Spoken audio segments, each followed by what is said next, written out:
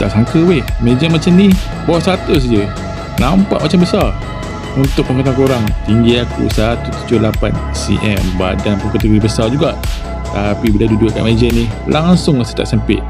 Saiz dia 100cm panjang, 60cm lebar dan tinggi 70cm. Ini memang standard size lah untuk sebuah meja. Memang cukup selesa untuk aku guna hari-hari.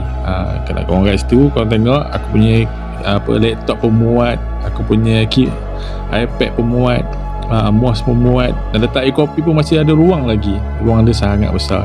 Yang penting meja ni nampak besar walaupun harga dia bawah 100. So sangatlah murah sebenarnya kalau bentuk meja yang macam ni. Kalau korang beli kat kedai perabot, saiz lebih kurang macam ni dah cecar ratus-ratus ringgit dah. Sebab tu aku pun terkejut lah sebab harga macam ni kan untuk meja macam ni. Dan aku pun besar juga badan, untuk study, untuk gaming ke, untuk setup PC pun boleh lagi ni meja ni. Lebih badan yang cukup. Kalau korang tengah cari meja yang bajet tapi tak nampak murah, yang nampak macam berbaloi tengok, ini memang sesuai untuk korang.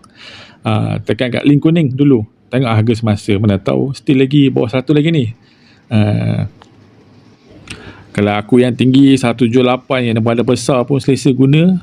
So kalau korang pun aku rasa lagi selesa. Benda kecil-kecil tu. Korang rasa cukup tak untuk korang punya setup gaming tu?